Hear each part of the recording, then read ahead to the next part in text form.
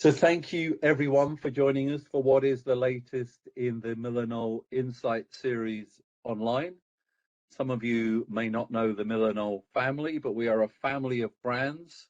Our family of brands design and manufacture products for people where they are healed, where they learn, where they live, and where they work. And it's today the subject is all about where people work and why they want to work there.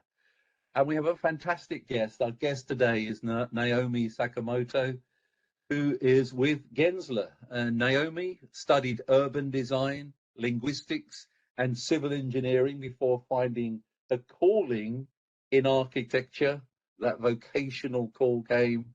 She worked for a small architecture firm in Beijing and Paris in the early part of her career, and then joined one of the largest firms in the world, Gensler, in San Francisco, nearly 10 years ago, and joined the London office of Gensler in 2019. And she now leads a studio as well as their technology practice for the European region. So thank you very much for joining us, Naomi. We're really pleased to have you on board. Over to you. Thank you so much, Mark. And I think there's at least two people on the call who have heard this multiple times, so I hope I can make it worth your while. For everyone else, I'm so pleased to be here. This is such an amazing opportunity to hear from you and to share some of what we've been interested in over the past few years. So Mark gave just such an incredible introduction. I will go straight to what it is that we're going to talk about together, which is some of the data behind why we work, how we work, what motivates us to work, and how we can do our work best. Those of you who do know Gensler, and there's quite a few from the States, so I hope the name is a familiar one to a few of you, although we are a global firm and we're expanding into lots of different geographies. And you may be familiar with our architecture. We've done the Shanghai Tower, we've done airports, we've done stadiums. You might be familiar with our interiors portfolio. We do a lot of corporate office interiors for some of the most amazing clients in the world. But what you might not know is that we also have a research institute. And since about 2005, we've been conducting all kinds of workplace surveys around the globe to help us understand our clients better. What are their needs and what's really motivating the people who use our spaces to use them in certain ways, what works for them and what doesn't. So what I'd like to share with you today is our most recent edition of that research, which came out just this past year. It was a global study of 14,000 plus office workers, focused specifically on about 9 global cities. But again, this number continues to grow. And so if you don't see your country here, hopefully next year we'll be able to capture it. It was important to us as well that these 14,000 respondents represented a broad cross-section of demographics, so not just Gensler clients, not just C-suite or real estate professionals, but people from lots of different countries, lots of different generations, lots of different roles, and lots of different industries. So what did we find? We were really interested in a few key questions. First of all, how do people work? The very idea of work has evolved so much, even just in the past 3 years. What does it even look like now when people say they are working? Where are they conducting this work? We have so many more options than ever before. What does that really look like in terms of the choices people are making? And when they do make the choice to attend an office or a workplace, why are they making that choice? And finally, what do workers really want? What motivates them? And how can we help them do that better? So starting with the very first question, how do people work? We wanted to look all the way back, first of all, to 2008. I was working in 2008. I hope many of you were as well. And if you remember back then, working with others virtually wasn't even really a thing. We did it, but we didn't talk about it in quite the same way we did. We spent 60% of our time back then working alone, and less than a quarter of our time working with others in person. If you then fast forward another 8 years to 2016, we were spending less time working alone. We were much more collaborative, about 31% of our time working with others in person, plus this new category that emerged that we were able to articulate, which was working with others virtually. So between those two, 43% of our time was spent working collaboratively, almost rivaling working alone.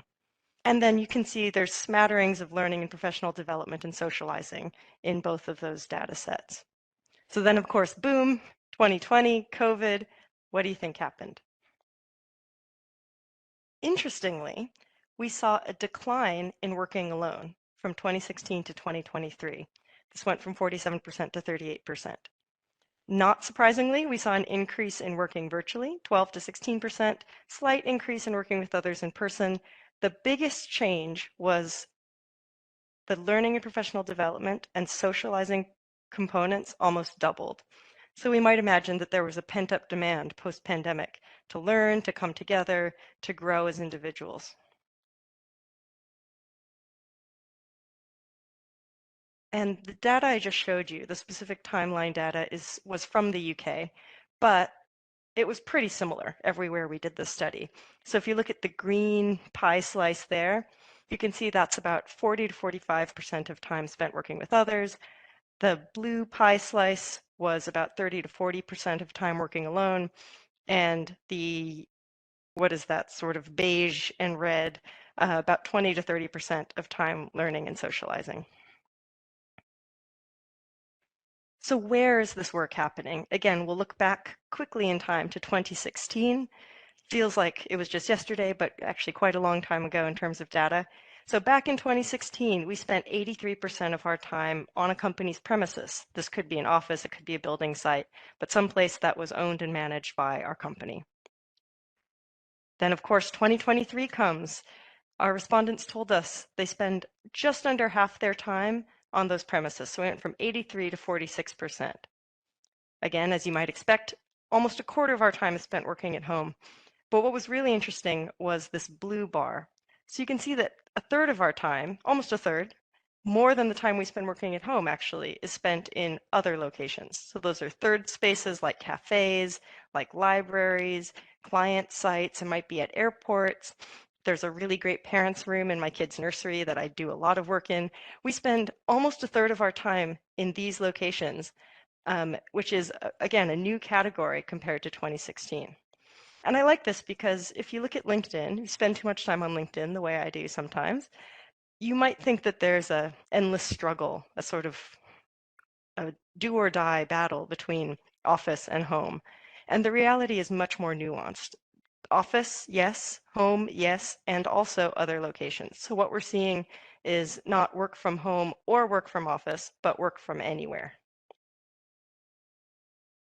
So given this choice, or actually, let me just reinforce, since we spoke about Canada at the beginning, again, fairly consistent data across geographies. We're still seeing US, Mexico, UK, just about half in a company's office, just under a quarter at home, and just about 30% of third spaces. I'm very interested to hear from our participants from Canada. You can see there's a lot more time spent at home and a lot less time in third spaces in Canada compared to other places. So I'm curious to hear in the chat why you think that might be.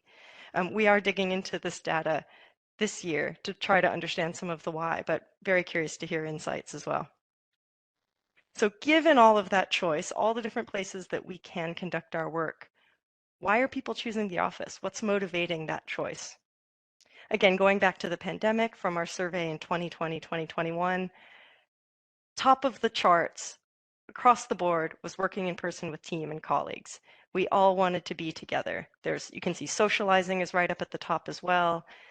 There was obviously a strong desire to be in the physical presence of each other just for the sake of human interaction.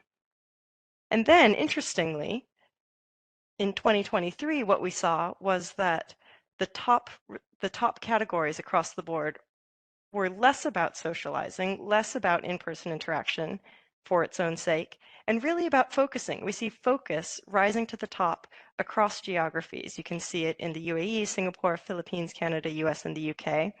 And then also to sit with your team. This is a work-related function right at the top for the UK and Germany. When we looked at this by generation as well, it was really interesting. this is the UK again, but that desire for focus really came out in the younger generations. So they're the ones who you might have, if you're like me, you might have thought, oh, they want to be in a community, they want to socialize. But really, they're valuing the office just as much for focus as for socializing. But as you can see, regardless of the generation, there is a variety of different reasons why people value the office, a variety of different functions that the office needs to fulfill. And what's exciting is that if we can get that mix right of all the different functions and activities that an office should provide for an individual, it can actually dramatically move the needle in terms of any individual's decision to use the office. So if you look at this chart here, the teal-y color, if we'll look at the UK for a second, where it says 45%, that means that our respondents told us they would come into an office one extra day per week if their office had the right mix of experiences. An extra day, so that means 3 days to 4 days, 4 days to 5 days. It's a pretty significant shift. And then if you look at that darker green color, in the UK it's 22%, US 24%. That means that people would come back full time to the office if they had the right mix of experiences. So again, real opportunity by looking deeply into what that mix of experiences needs to be to move the needle in terms of office attendance and efficiency. And then we asked a really interesting question. We weren't quite sure what was going to come out of it, but we said, respondents, you've told us on the left how much you're currently working at the office. And again, we saw this. It's about 46% are coming in 2 days or less, and full-time is about 20%. But how much should you come into the office in an ideal case if you were trying to optimize for your own productivity and for your team's productivity? What does that ideal case look like? We were really interested to see in the shift from the left to the right that the number of 1 and 2 days shrunk way down to about 13%. And you can see the vast majority of people responded that their ideal number of days in the office was 3 or 4. That's 64% of people are saying 3 or 4 days in the office. If you look at individual responses on this, we actually saw that there was sort of a sweet spot emerging, that those who are currently coming in less than about 50% of the time wished or said they would ideally like to be coming in a little bit more. But those who are coming in more than about 68, 70% said they would ideally like to be coming in less. So again, we saw this really strong convergence across the board at about 58 to 68% of the week as being ideal for individual and team productivity. So that was a lot of data. I'm going to pivot slightly because I'm a designer of spaces. I'm really interested in what all this data means for us and how it can help us design better places for work. Actually, the way I like to frame up that question is, how do we design places for better work? How can we design places where our people, the talent that we fight so hard to attract and retain, how can they do the best work of their lives? So to answer that question, usually what I do is I ask the room full of people to imagine, recollect a time in their lives when they've done a piece of work they're really proud of. That could look different depending on what it is you do every day. It could be an amazing report. It could be a beautiful spreadsheet. It could be a building or a product. But the sort of work that you went home and you told your spouse about, or you called up your parents, even though they know nothing about what it is you do and you had to describe it to them in detail, it's probably one of the things that will get talked about the day you retire, something that you're just deeply proud of. Usually when we have something like this, there was some degree of challenge we had to overcome, right? There's usually extra hours you had to put in, some extra learning maybe you had to do. There might have been a lot of headache involved, a lot of sleepless nights. So what is it that motivated you to go through all that? Why was it that you felt empowered to challenge yourself, to learn something new, to go the extra mile? Usually, when I ask this of people, I ask first, was it money? Usually not. Was it Status? Promise of a promotion? Usually not. Was it fear? Hopefully not. Hopefully no one's in a work environment in which you're inspired by fear. Usually what I hear from the audience is that people went that extra mile, they persevered through all of that because they cared about what they did, because there was something in that work that mattered to them, that was connected to their sense of purpose and their sense of identity. And that feeling is called intrinsic motivation.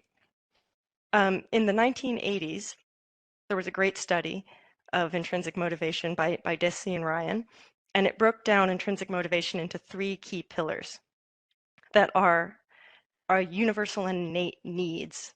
They're essential for our health, they're essential for our well-being, and interestingly, they have more long-lasting and more powerful effects than external motivators like money, status, fear, I guess.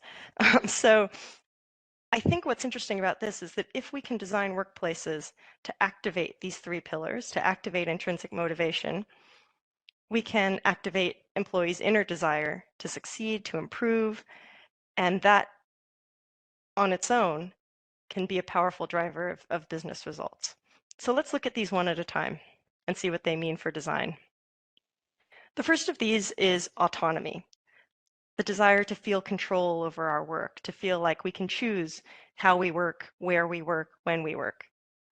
Obviously, in the context of what we've just talked about, that means tech-enabled workspaces that support work from anywhere, for sure.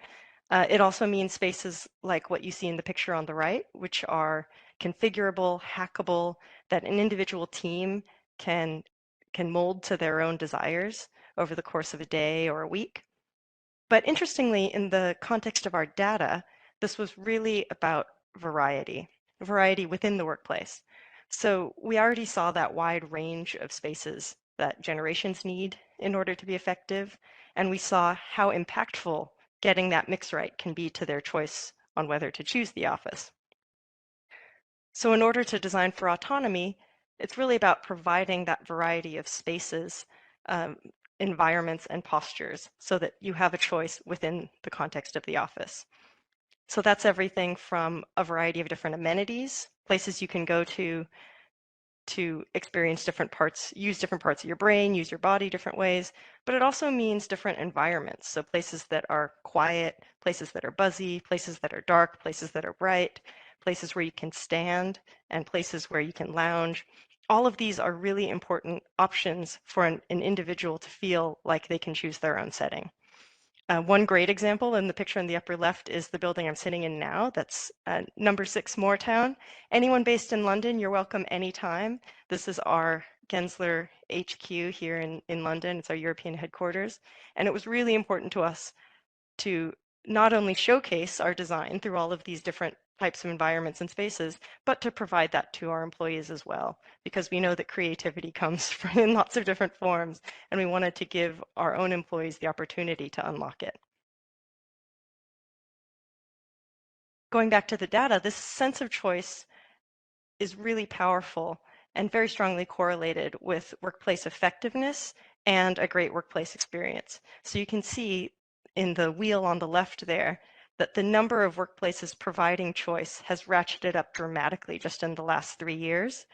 Again, this is a choice of places to occupy within a single workplace, and that the employers who are offering choice are also highly correlated with high WPI scores. So this is workplace index scores, which responds to effectiveness. And they're also much more likely to have office workers report that their workplace has a great experience. So this is a really powerful tool that we have to improve our workplaces.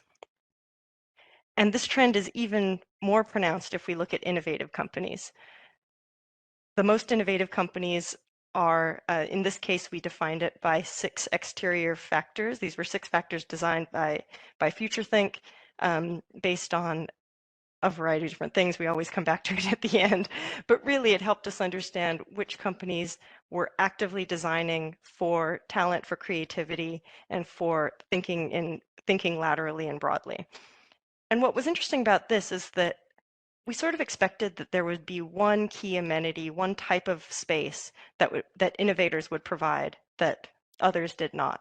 But what we actually saw was that innovators just provide more types of space. Innovators were more likely to have any given space type than non-innovators. So it's really less about which amenity is important and more about how many options do I have. And this is what collectively contributes to that sense of autonomy that we know is part of intrinsic motivation. So the second pillar we talked about is belonging. And again, not a surprise to anyone who went through the pandemic, but this is the desire to feel connected, connected to individuals as people, as humans, connected to your team, and to be connected to a larger purpose or mission at an organizational level. This really can happen at all scales within a design context. So it can be your proverbial water cooler where you connect with people. It can be ritual spaces. So where do you put your birthday cake? Where do you put, we have a lot of Swedish clients. They have a fika every afternoon. Where do they put their fika? These are really important moments in forming teams that are effective and connected to each other. And then finally, town hall spaces like you see on the upper right that connect an entire organization together around a single mission and a purpose and message. One story I'll tell here is on the lower left. This is for a biscuit company. Those of you who are in the UK might be familiar, maybe not with the name Platis, but probably with McVitie's, Cars, Godiva, Jaffa Cakes, all of those amazing products. This isn't an ad for them, by the way. I'm not receiving any free biscuits as part of this message. But all of these different companies have different histories, different organizational structures behind them. But when we built their headquarters, we realized that they were all united by a love of baking and a love of coming together around food. So we designed their entire workplace around an enormous kitchen. We wanted it to feel like a kitchen and look like a kitchen. There's baking pins hanging from the ceiling so that all of these people with their divergent different experiences, job roles, and brand identities could really come together around what it is that they shared. And we actually saw, again, the data reflected that workplace is pretty good at this. We learned from the pandemic that this was important, and a lot of workplaces have ratcheted up the degree to which they support socializing and support learning. And we're very good as workplaces at supporting working with others in person. So you can see those three are the strongest of the work modes. However, this is 3.9 and 4 out of 5. So there's definitely opportunity for us to do these three things even better. And finally, the last pillar of intrinsic motivation is competence. So this is the desire to feel good at what you do, to demonstrate mastery, to display and to cultivate craftsmanship, and to feel like you can make a unique contribution to the world based on your unique skills, something that nobody else can do quite as well. And again, as we saw from the survey, the top reasons people chose the office in the most recent survey, they were all about delivering work effectively, either individually as a team. So that focus work or sitting with your team are incredibly important to people when it comes to the office. So, sorry, let me go back quickly. No one look ahead. So to give you a sense of what this looks like within a design context, this is about, as you can imagine, not just workstations, which are very important, technical spaces, which can be very important, but this is also about project rooms, scrum rooms, team rooms, and spaces for learning, spaces for growth, and spaces for mentorship. I'll give you a quick example of a company in Silicon Valley. They're a chip manufacturer, and like many hardware and software companies at the time, their legacy building had all the software engineers, all the HR, all the sales way up in the glass tower, and all the labs in the basements, in the dark, underground. When we redid their headquarters, we heard from them that the heart of that company, the IP, and one of the main reasons why so many people had joined that company was because of the hardware. That was really at the core of what they did. And so when we redid their headquarters, we pulled all of those technical functions, all of these labs that had been in basements for 20, 30 years, up through the building.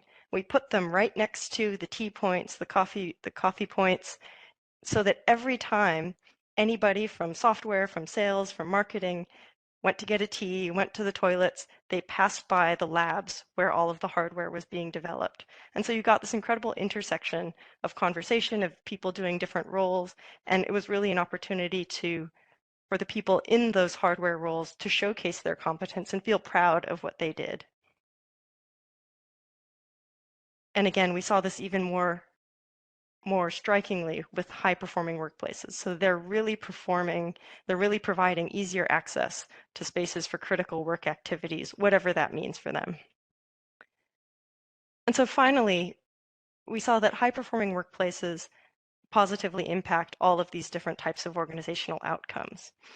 If you look at all of those organizational outcomes across the smile on this chart here, you'll see that just about every one of them aligns with one of our 3 pillars of intrinsic motivation.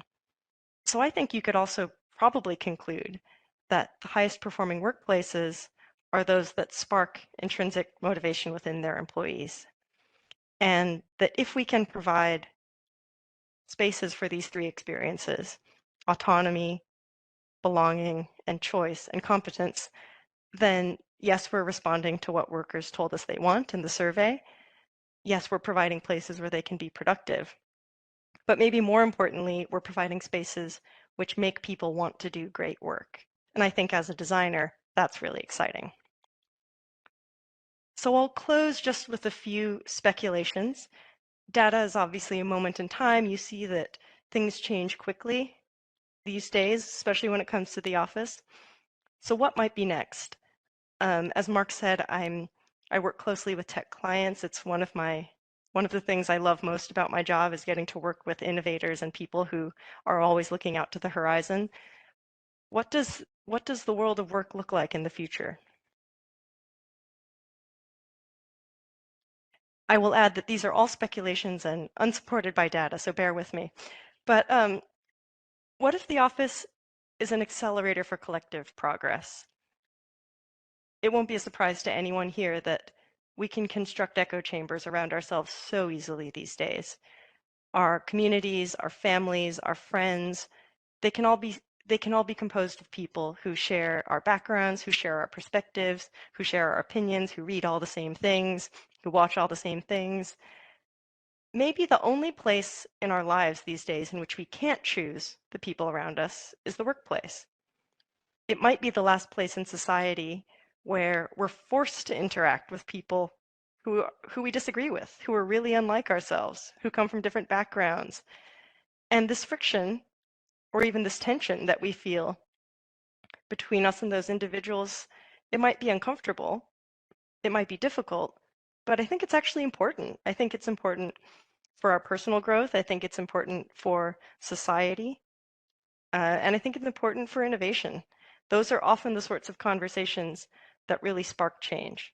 So maybe the workplace is the last bastion of social interconnection and stability. What if the office is the cornerstone of the trust economy? I'm fascinated by AI. I'm so interested in where this is all going to go.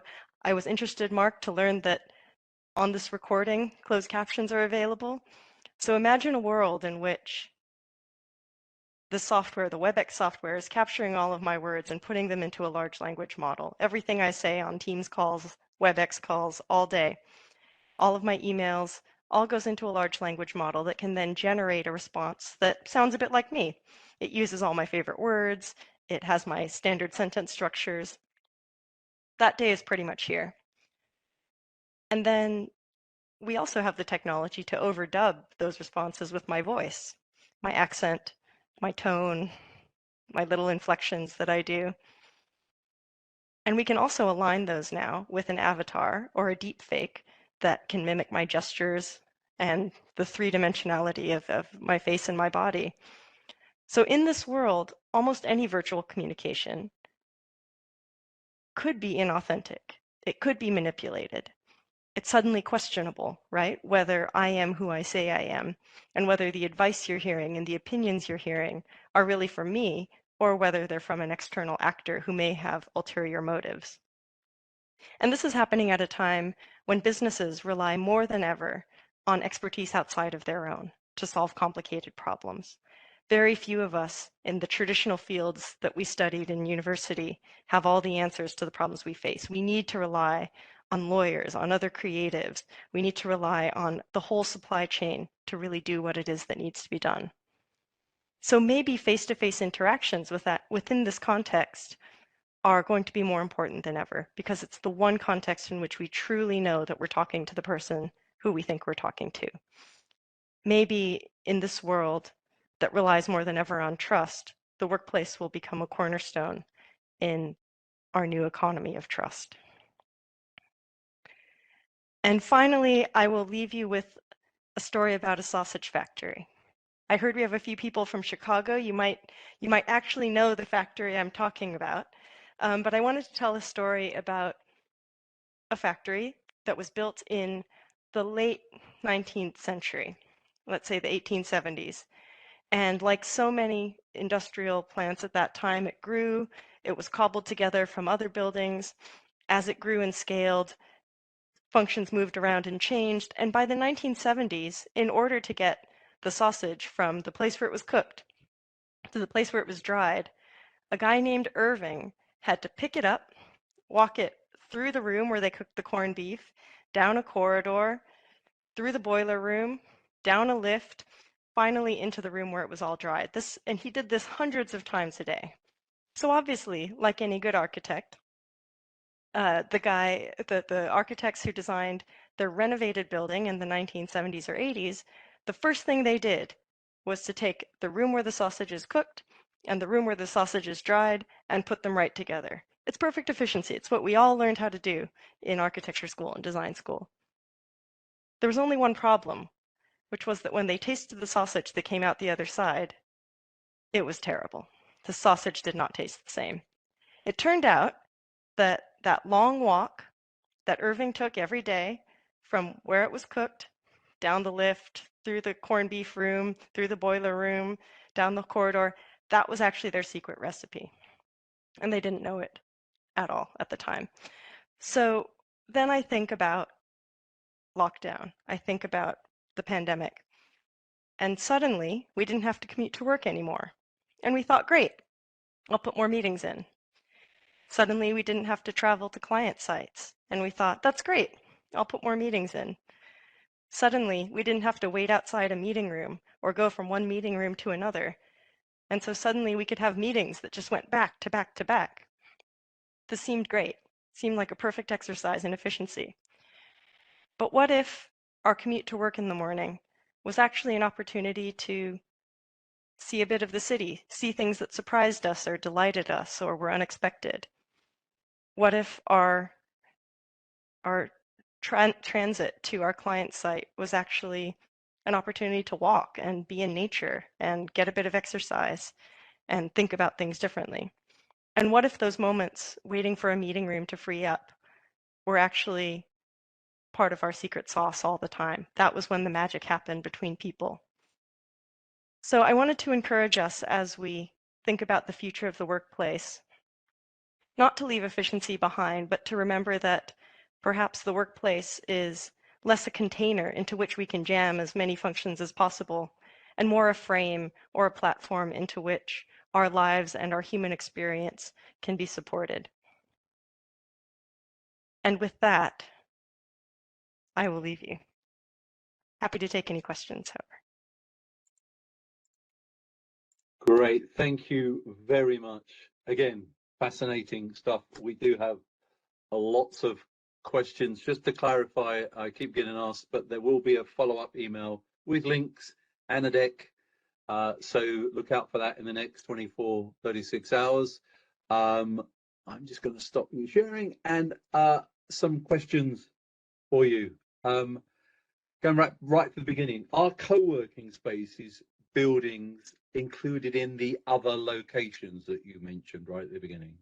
They absolutely are. Yes, we're seeing a lot of people leveraging co-working spaces, which is maybe a topic unto itself, but it is something that, regardless of whether it's being provided on a permanent basis or as an amenity within within a developer space. I think we do see a lot of co-working as part of that third space. Great, thank you. There were some observations, by the way, about the Canada situation. So coming from a small town, I'm working in the office in 2020 to be more collaborative. So going in for connection, less variety of third places in suburban locations. I saw someone else just saying there just aren't that many third spaces Interesting. as well.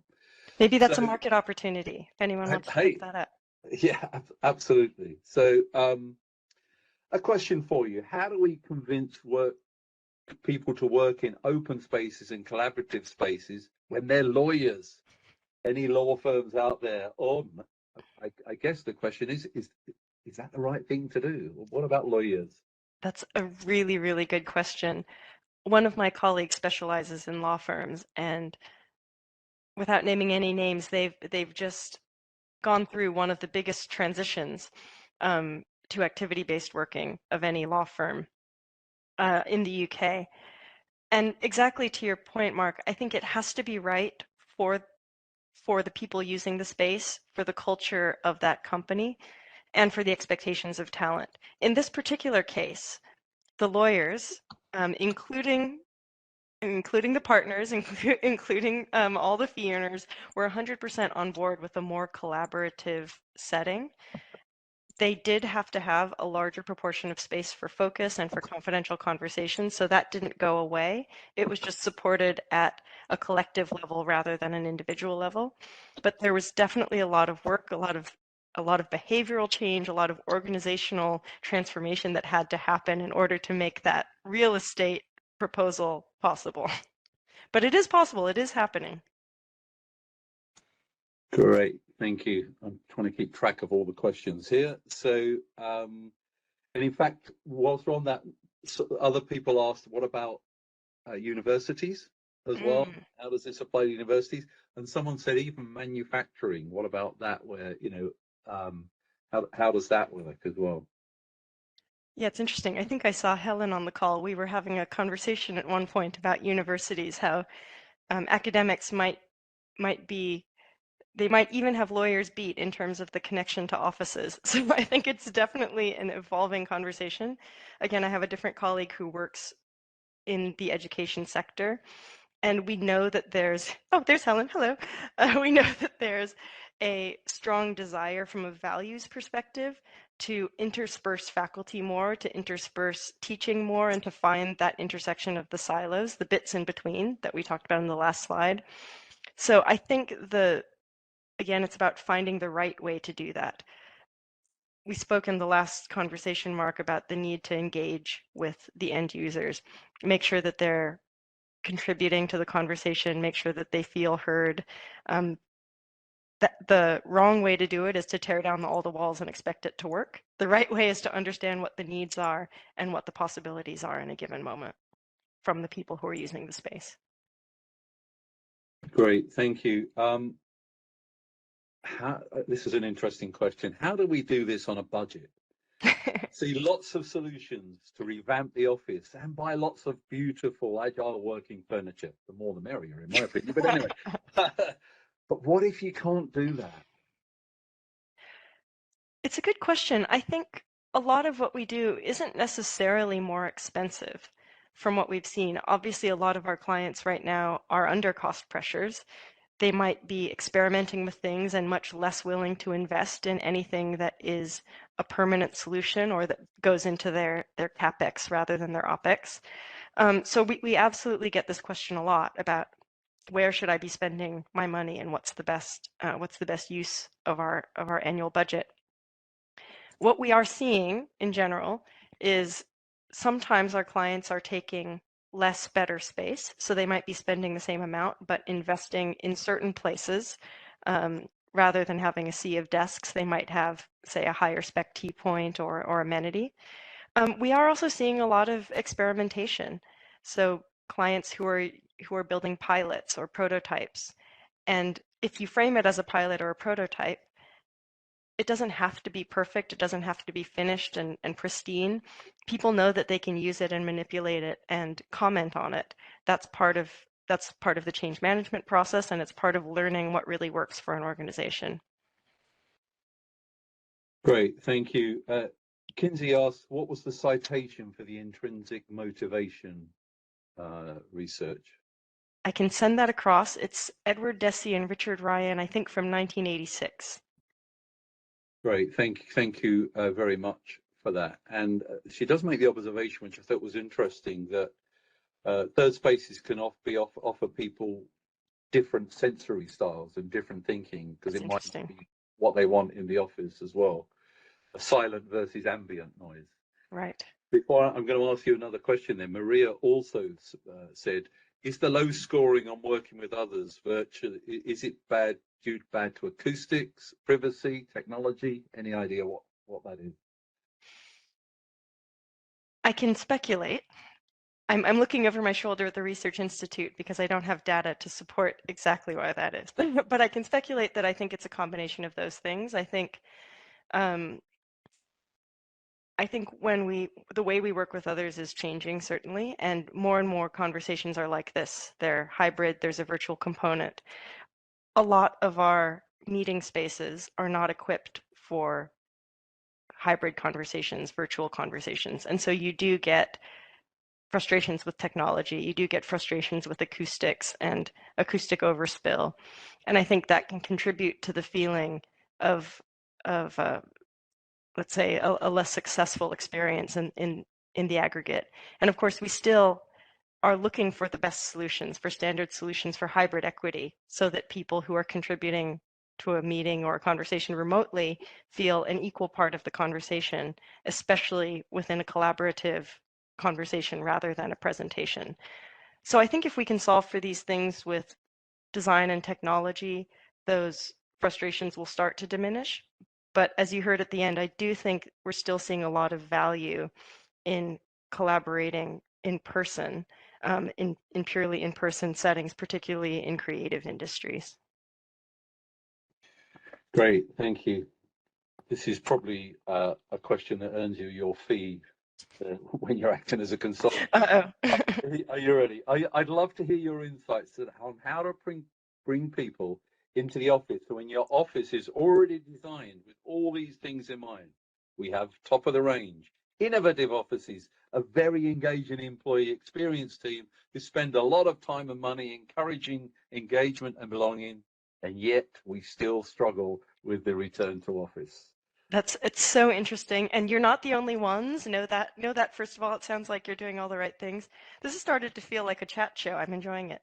Um, but I do think if you remember that diagram in which we showed the difference between how much people would ideally be in the office and how much they are in the office, we do have a set of research that will be released soon that looks at the why behind that. What are those reasons that people aren't coming in despite the fact that they would ideally like to be coming in more?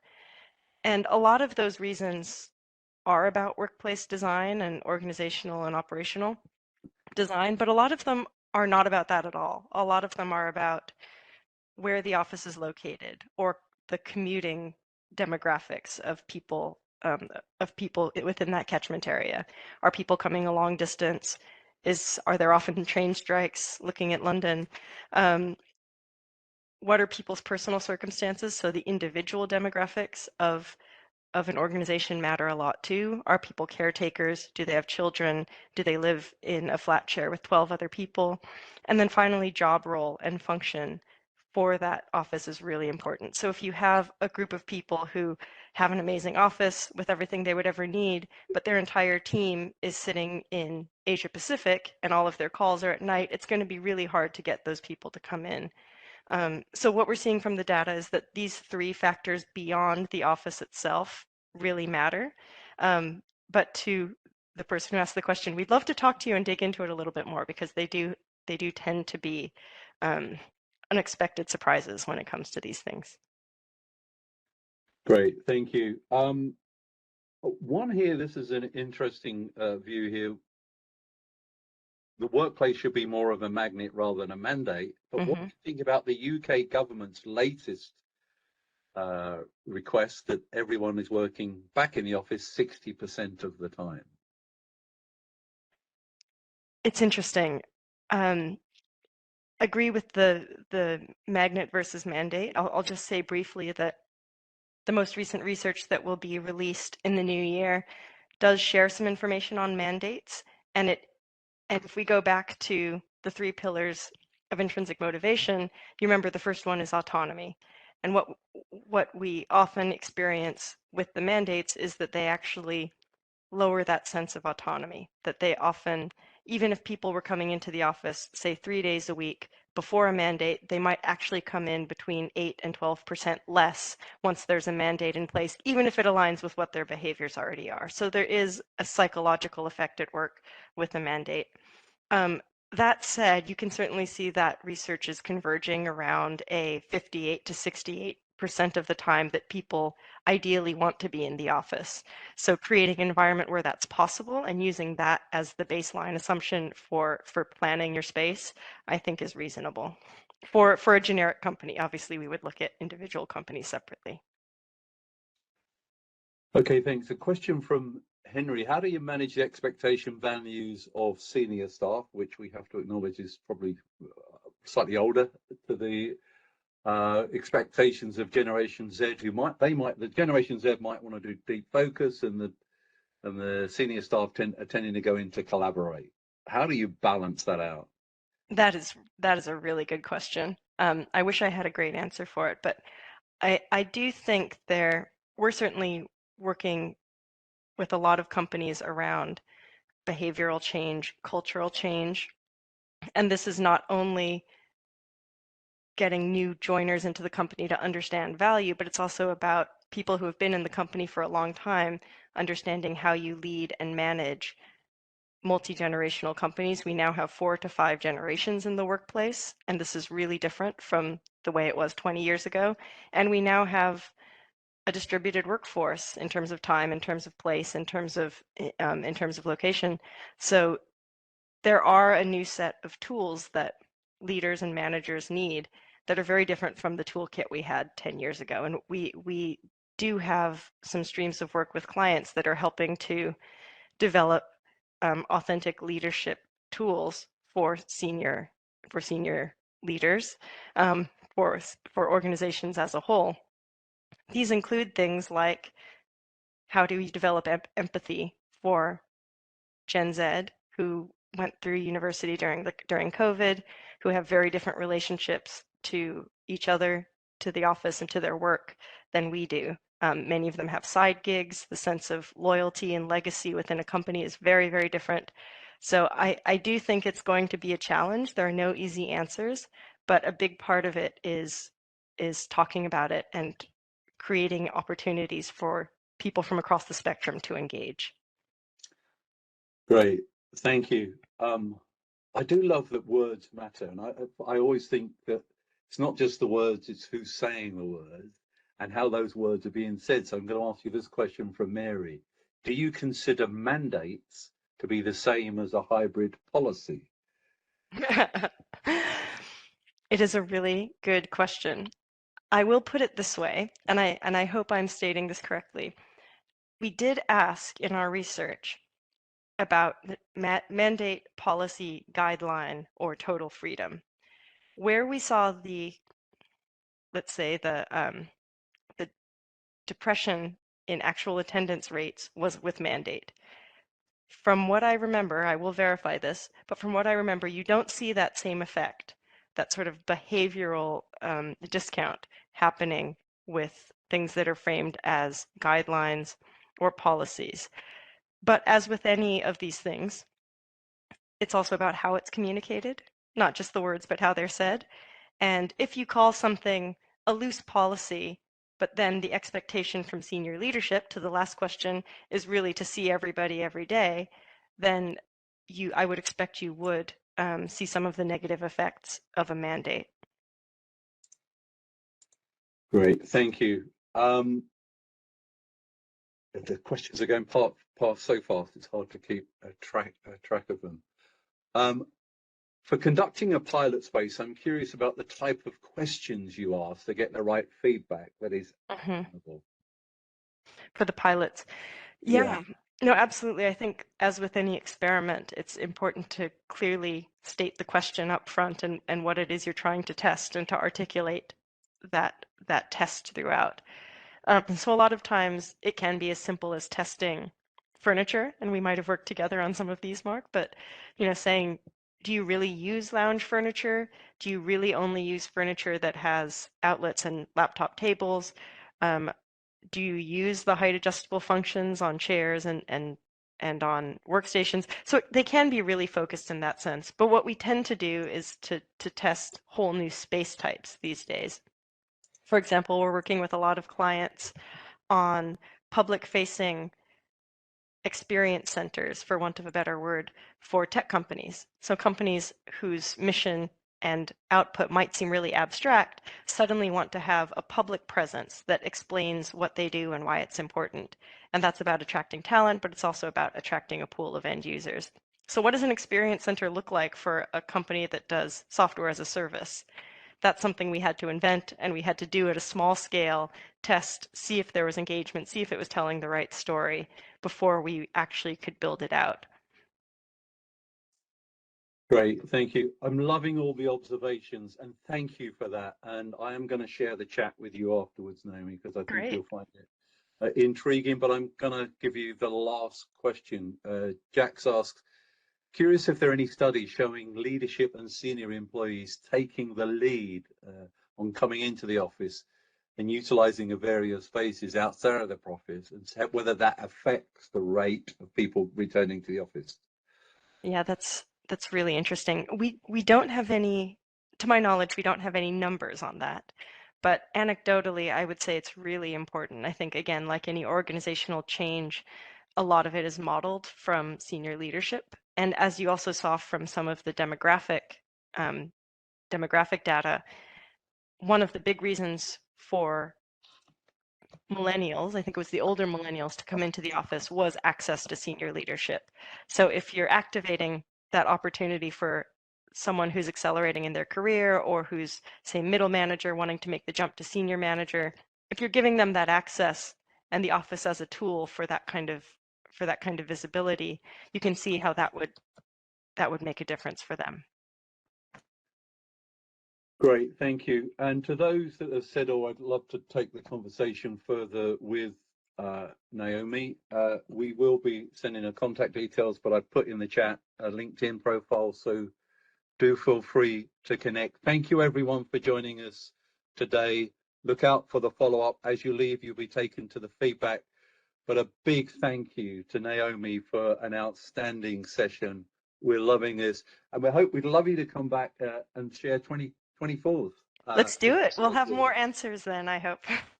Great. No, this has been fantastic, and it's been a really good chat. So thank you, everyone, for joining us. And Naomi, thank you very much. Thank you, everyone, for your attention.